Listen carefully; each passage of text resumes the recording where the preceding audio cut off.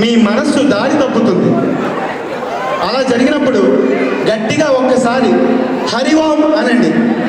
మీ మనస్సు తిరిగి మళ్ళీ అధీనంలోకి వస్తుంది.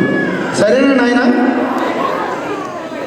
ఆశదోష అప్పడం వడ, ఆశదోష అప్పడం వడ, ఆశదోష అప్పడం వడ, ఆశదోష అప్పడం వడ, ఆశదోష అప్పడం వడ.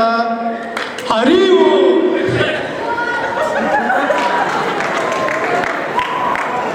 నాయన, స్త్రీలు కనబడితే హరి ఓం అనమన్నాను. హరి ఓం అంటే ఎక్కడెక్కడ అని వెతకమలేదు. ఇదే నాయన చంచలమైన మనస్తత్వం అంటే.